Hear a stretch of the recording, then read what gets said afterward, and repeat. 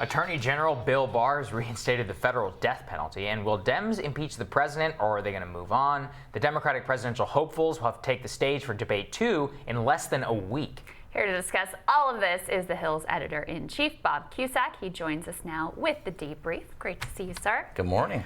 Let's start with the impeachment question. We heard a little bit from Mr. Schiff on this one yesterday. Let's take a listen. Look, I would be delighted if we had a prospect of removing him through impeachment, but we don't. And the most attractive thing to me about an impeachment is that it's among the strongest forms of censure that we have. But the same is true of an acquittal for the president. But we do need to be realistic, and that is the only way he's leaving office, at least at this point, is by being voted out. And I think our efforts need to be made in every respect to make sure we turn out our people. Bob, is that going to be their final answer? No, I mean, at some point they do need a final answer, and I do think it has to be this year. This cannot spill into 2020. At some point, Nancy Pelosi is going to have to say, this is completely off the table. And I know the argument is, hey, listen, they're not going to convict him in the Senate. Well, let's go back to the House.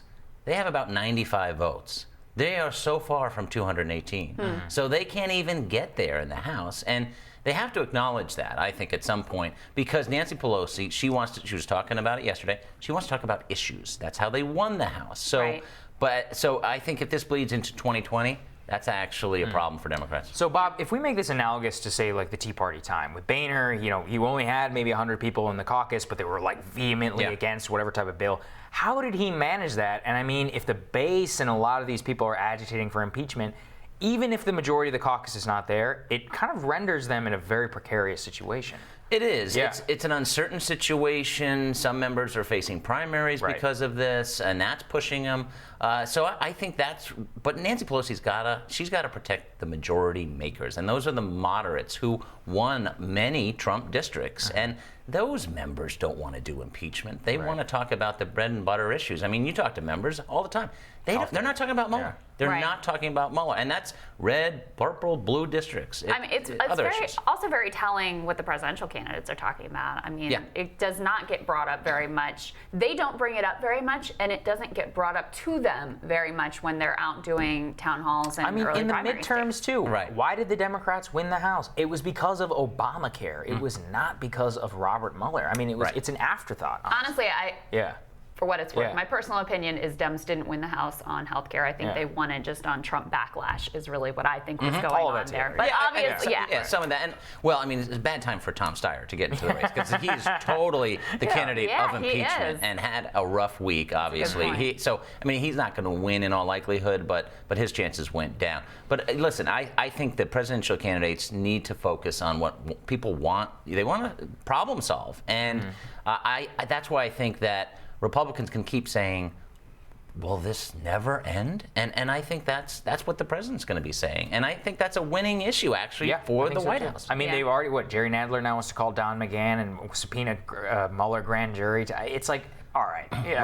No, this was it. This was Mueller. Mueller, and obviously it didn't move the needle. He had a rough performance. And here we are. Yeah. Also interesting from the Attorney General, federal death penalty has been reinstated. I believe they're going to start. We haven't executed anyone since 2003, and the first 5 people to be scheduled for executions are child murderers, including sexual offenders. Recent polling out, I think, from Pew and from Marist, majority of the people in this country support the death penalty. So is it a political decision? I mean, what's the calculus? Well, I think there's always politics. We haven't heard from Trump on this. No, we are obviously going to, but this came out of nowhere. I mean, no one expected. Well, Trump loves the death penalty. He Trump talks about loves it it all the time. So I think this is part of his message about being tough on crime. And I think they're definitely going to bring it up in the debates next week. So I have an interesting theory, which is who's on federal death row? Dylan Roof. So from a narrative perspective, for Trump to execute a white supremacist terrorist, it's not a bad look, right? I think that's smart. Very smart politically. And I think this is going to put Dems a bit on the defensive. And also, remember, I have to think about Joe Biden. He voted for the crime bill. It dealt with the death penalty. Right. So we're going to be talking about that. I mean, this has been an issue that's been tricky for Democrats for a long time. And the politics have moved on it some. There's more opposition to the death penalty. You've had some horrific cases of executions that were botched. It's very hard to get the drug cocktails. Innocent people, too. And Yeah, been innocent people who have been executed in this country. executed, and there's more information now about the racial disparity Yes. in terms of death penalty sentencing. A lot's on the state level, though, and that's the other thing. Right, That but I mean, this people don't separate really piece people here. don't really distinguish Totally. that, though. Yeah, I mean, and right. I do think, though, I think it puts Dems in a difficult spot, right? Well, think about this.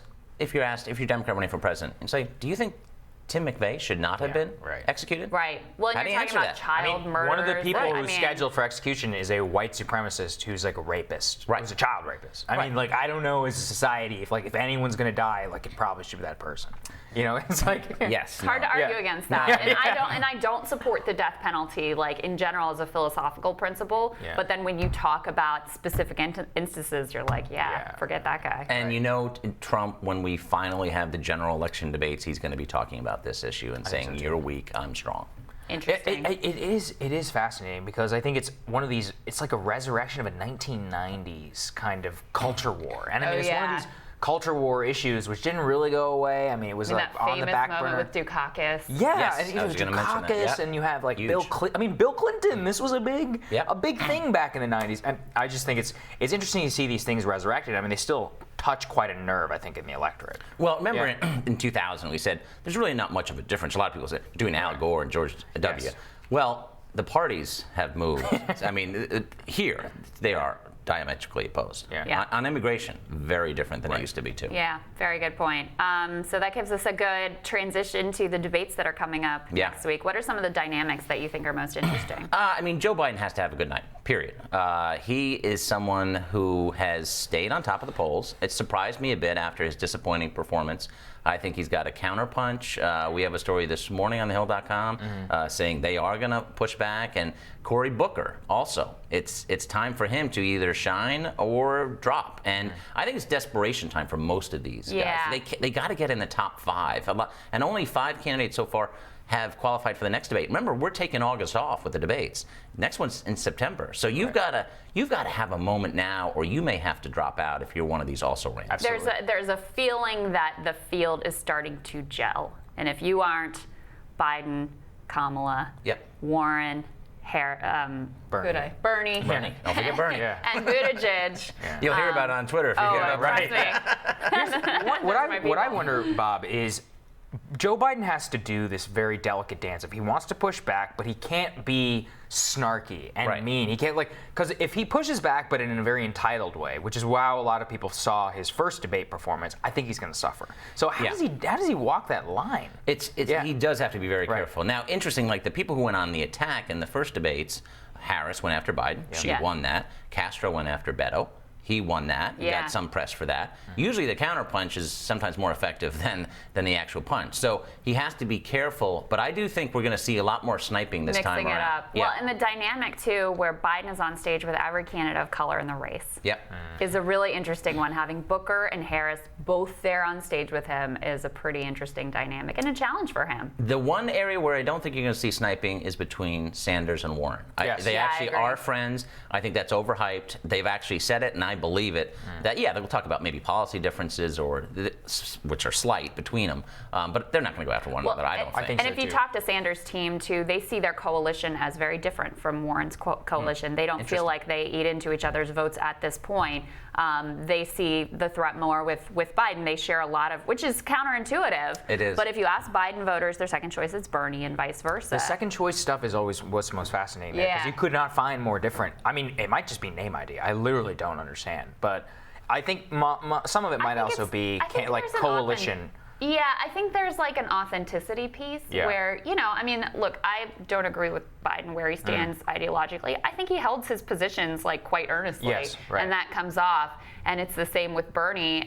And people really respond to that almost more than exactly where you are on the ideological spectrum. Do you get the sense that the Bernie people, even though the press is saying he's stuck kind of in neutral, that they're happy where they are? I don't get any sense of panic from them. I think they've got plenty of money for the long haul. Right. That's true. They are this is their second go round, so seeing people rise and fall, like they've got the long view perspective, and I think they feel pretty comfortable. Especially also in South Carolina. That's where they seem to have really, I think, learned the lesson the most, because they have a huge infrastructure there. A lot of their staffers are black. They want to turn out the black vote and really just make it a reverse from how it was in South Carolina last time. Nina Turner, we were told, has set up camp down there. Yeah, she's living down there. Yeah, Well, she's an incredible Biden's got that surrogate. machine, though. I mean, Exactly. that's in that state. Oh, yeah.